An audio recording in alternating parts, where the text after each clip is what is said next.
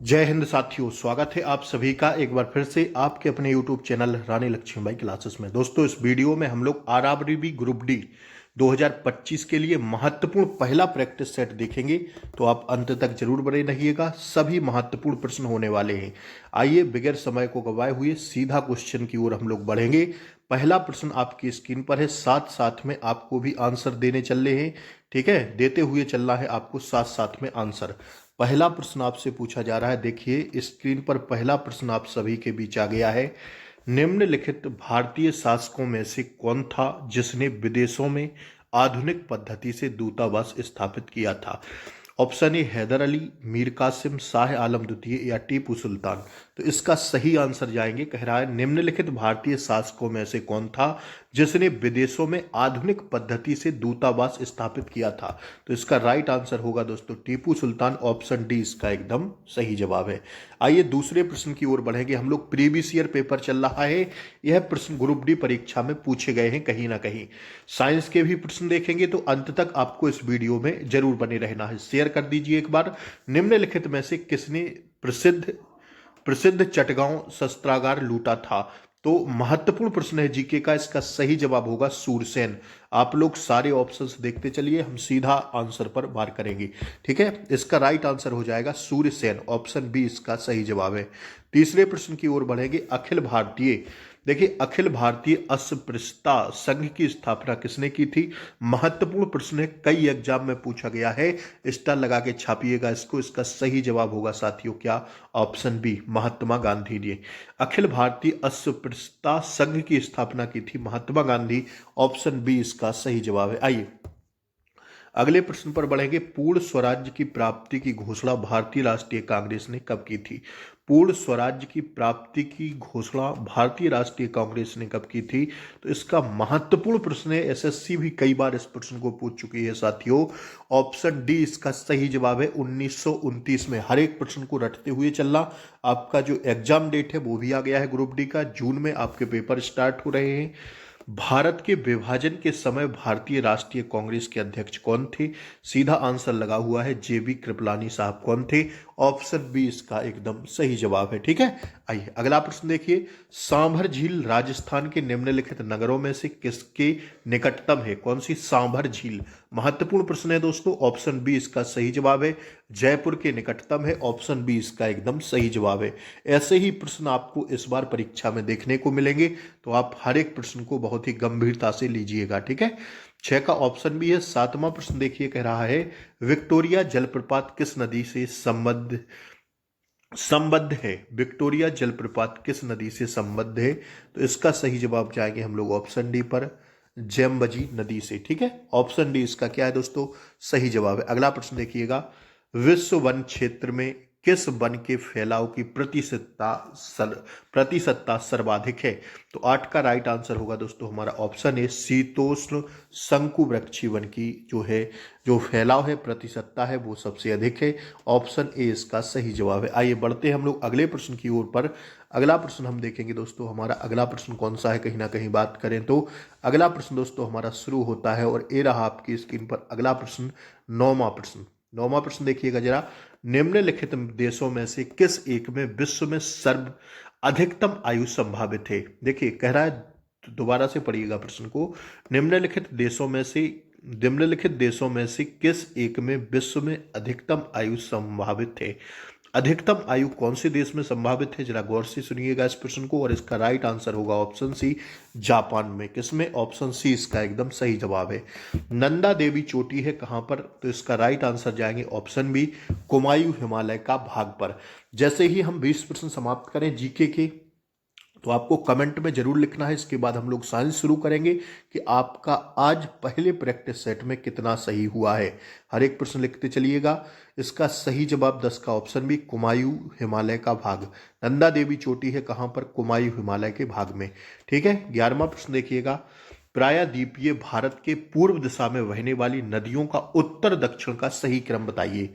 तो इसका सही क्रम हो जाएगा स्वर्णरेखा, महानदी, गोदावरी, कृष्णा, पेन्नार, कावेरी और वेगई। ठीक है, ऑप्शन ए इसका एकदम सही जवाब है। 11 is the right answer, option A. ठीक है, आइए क्वार्टजाइट कायांतरित होता है किससे? देखिए जरा, क्वार्टजाइट कायांतरित किससे होता है? तो 12 का राइट आंसर होगा ऑप्शन सी, बलुआ पत्थर से। किससे? बलुआ पत्थर इसका सही जवाब है। ज्वालामुखी उद्गार नहीं होते हैं, किससे नहीं होते ज्वालामुखी उद्गार? तो ज्वालामुखी जो उद्गार नहीं होते हैं वो बाल्टिक सागर में नहीं होते हैं। कहां पर नहीं होते भैया? बाल्टिक सागर में नहीं होते हैं। ठीक है, अगला प्रश्न देखिएगा। अगला प्रश्न कह रहा है बौद्धों की अधिकतम संख्या पाई जाती है कहां पर? बौद्धों की अधिकतम संख्या जो पाई जाती है वो किस राज्य में पाई जाती है? तो इसका सही जवाब हो जाएगा आपका ऑप्शन सी, महाराष्ट्र में। कहां पर? Maharashtra is the right answer. ठीक है, 14 number question is the right answer option C. ठीक है, 14 का राइट आंसर आपका ऑप्शन सी होगा। 15वां प्रश्न आपकी स्क्रीन पर, ब्लैक होल अंतरिक्ष में एक पिंड है जो किसी प्रकार के विकिरण को बाहर नहीं आने देता। इस गुण का कारण इसका क्या है? बहुत बताइए, बहुत छोटा आकार है, बहुत बड़ा आकार के कारण, बहुत उच्च घनत्व के कारण, या साथियों बहुत अल्प घनत्व के कारण? ब्लैक होल अंतरिक्ष में एक पिंड है जो किसी प्रकार के विकिरण, रेडिएशन जिसे हम कहते हैं इंग्लिश में, को बाहर नहीं आने देता है। इस गुण, साइंस का जबरदस्त प्रश्न, और लिख लेना भैया 1000% परीक्षा में छपेगा ग्रुप डी की। बहुत ही महत्वपूर्ण प्रश्न है, ब्लैक होल से प्रश्न बनता है कहीं ना कहीं परीक्षा में, तो इस प्रश्न पर 5 स्टार लगा लेना, 100% छपेगा यह प्रश्न। और इसका सही जवाब आपका होगा 15 इज द राइट आंसर दोस्तों, ऑप्शन सी। बहुत उच्च घनत्व के कारण, किसके? बहुत उच्च घनत्व के कारण इसका राइट आंसर आपका ऑप्शन सी है। कौन से का? 15 का। ठीक है भैया, अब देखिए अगला प्रश्न कह रहा है, क्या कह रहा है? अंतरराष्ट्रीय न्यायालय का अध्यक्ष बनने वाले प्रथम भारतीय कौन थे? महत्वपूर्ण प्रश्न, कई एग्जाम में छपा हुआ प्रश्न। तो 16 का राइट आंसर ऑप्शन सी पर जाइएगा भैया, डॉक्टर नागेंद्र सिंह। कौन है? 16 का राइट आंसर ऑप्शन सी हो जाएगा, डॉक्टर नागेंद्र सिंह। जरा 17वें प्रश्न को देखिएगा, कह रहा है, क्या कह रहा है? 17वें प्रश्न की ओर हम आपको ले चलते हैं। 17वां प्रश्न आपकी स्क्रीन पर खुल गया है। देश का कौन सा शहर सन सिटी के नाम से विख्यात है? सन सिटी के नाम से विख्यात है भैया जोधपुर, राजस्थान का जोधपुर। ऑप्शन ए हो जाएगा इसका सही जवाब। ठीक है, राजस्थान का जोधपुर जिला। अगला प्रश्न देखिएगा, विश्व का एकमात्र देश कौन सा है जहां महिलाओं के लिए सैन्य सेवा अनिवार्य है? महत्वपूर्ण प्रश्न कह रहा है, विश्व का एकमात्र देश कौन सा है जहां महिलाओं के लिए सैन्य सेवा अनिवार्य है? तो इसका राइट आंसर होगा कौन सा?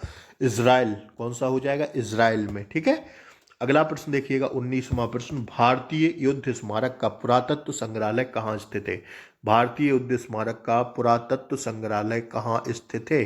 कहाँ पर स्थित है? कोलकाता, लखनऊ, अहमदाबाद या दिल्ली? यह महत्वपूर्ण प्रश्न आपकी स्क्रीन पर, वो राइट आंसर हो जाएगा ऑप्शन डी। ठीक है, प्रीवियस ईयर पेपर है, ध्यान से सुनिएगा। प्रीवियस ईयर पूरा ग्रुप डी परीक्षा में पूछा गया प्रश्न। कह रहा है 20वां प्रश्न देखिए, दक्षिण भारत की कौन सी भाषा सर्वाधिक प्राचीन है? दक्षिण भारत की, बाद में आप हर एक बच्चे को कमेंट बॉक्स में जरूर छापना है कि आज आपका टारगेट कितना रहा। दक्षिण भारत की कौन सी भाषा सर्वाधिक प्राचीन है? तो 20 का राइट आंसर जाएंगे ऑप्शन डी पर, तमिल। ठीक है भैया, तमिल बोली जाती है, सब लोग जानते हैं दक्षिण भारत में। अगला प्रश्न है, भारतीय ज्ञानपीठ पुरस्कार का प्रारंभ कब हुआ था? भारतीय ज्ञानपीठ पुरस्कार का प्रारंभ हुआ था दोस्तों कब? 1965 में दिया गया था सबसे पहले।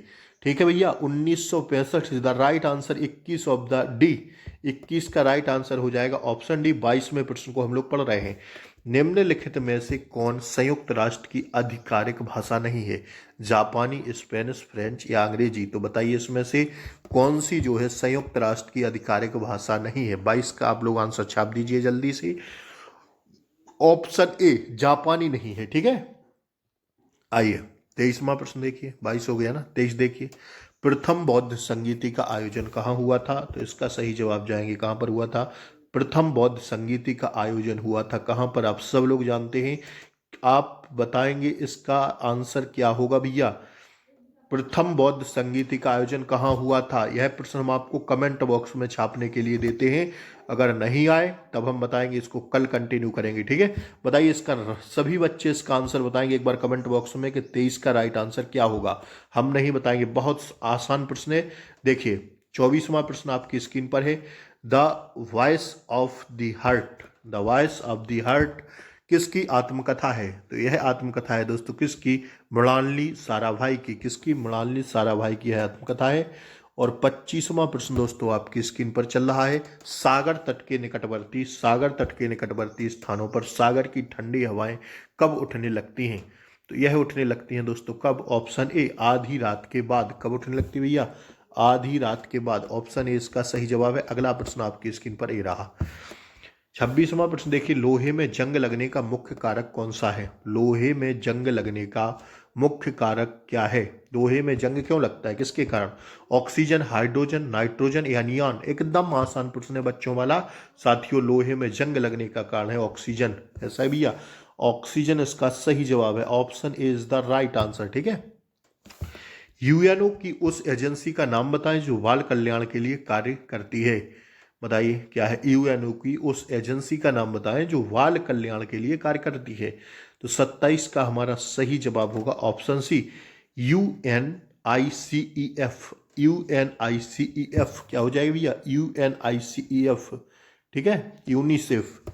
ऑप्शन सी हमारा एकदम करेक्ट आंसर है 27 का। 28वां प्रश्न देखिए, निम्नलिखित में से कौन सा कर केंद्रीय सरकार एकत्रित करती है? बताइए। 28 का सही जवाब होगा ऑप्शन डी, सीमा कर।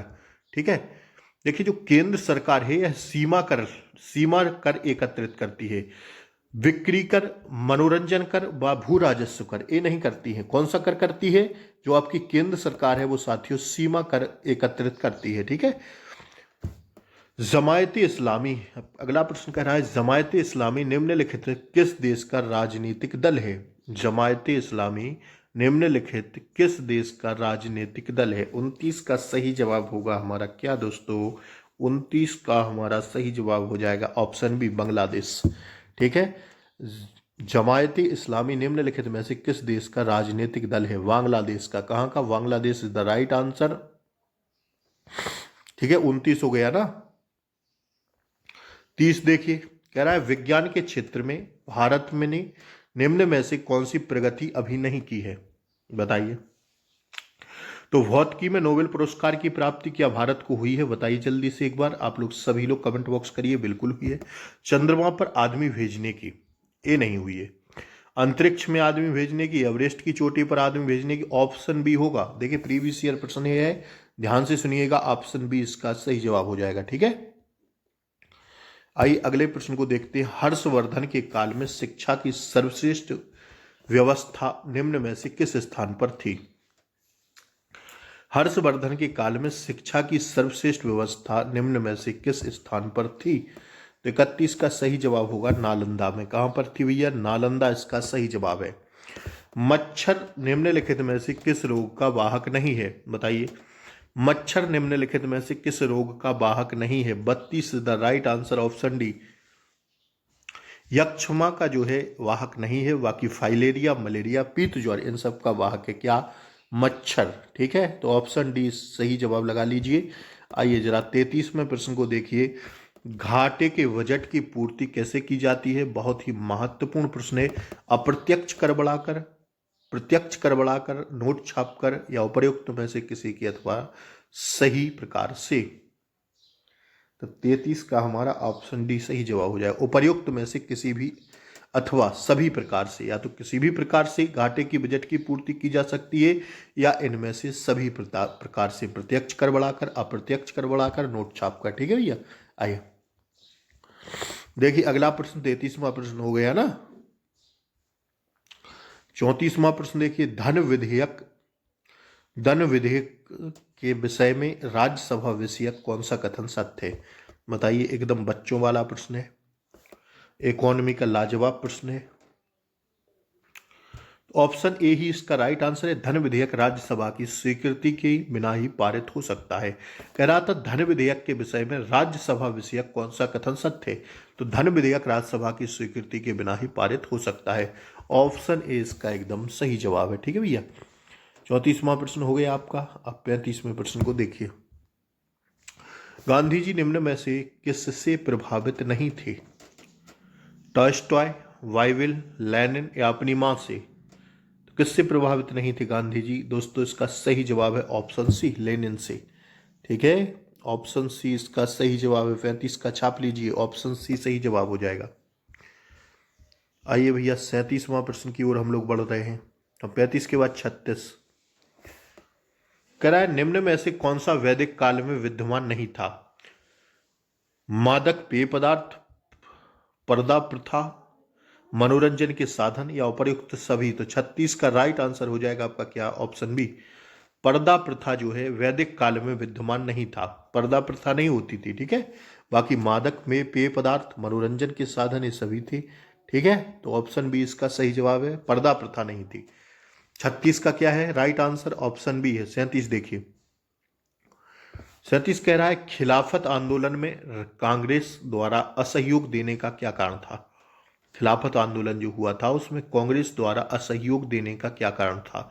तो इसका सही जवाब हो जाएगा आपका 37 का ऑप्शन है, राष्ट्रीय आंदोलन में मुसलमानों का सहयोग प्राप्त करना, ठीक है। आइए बढ़िए अगले प्रश्न की ओर। पादप विज्ञान में से किस अध्ययन किया जाता है? बताइए, पादप विज्ञान, पादप विज्ञान में किस अध्ययन किया जाता है? किसका अध्ययन किया जाता है? बोलिए, पादप विज्ञान में 38 का राइट आंसर होगा ऑप्शन बी, पौधों का, ठीक है। पौधों का अध्ययन किया जाता है पादप विज्ञान में। आइए, चेचक, चिकन पॉक्स किस वायरस के कारण होता है? तो हम सब लोग जानते हैं चिकन पॉक्स जो है दोस्तों वेरिसेला वायरस के कारण होता है। अगला प्रश्न आपकी स्क्रीन पर है, कीमोथेरेपी। कीमोथेरेपी ये महत्वपूर्ण प्रश्न है, किस रोग के उपचार के लिए दी जाती है कीमोथेरेपी? तो सब लोग जानते हैं कीमोथेरेपी जो होती है वो किसके उपचार के लिए दी जाती है दोस्तों? ऑप्शन सी, कैंसर के उपचार के लिए। तो दोस्तों यहाँ आज जीके साइंस का टारगेट फुल होता है। 40 प्रश्नों में आपका कितना सही रहा जरा एक बार कमेंट बॉक्स में बता दीजिए।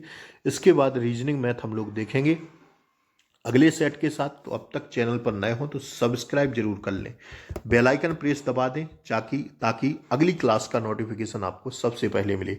एक बार क्लास को लाइक करके शेयर जरूर कर दीजिए। नमस्कार, मिलेंगे अगली क्लास में, तब तक के लिए Jai Hind, take care, bye bye, नमस्कार।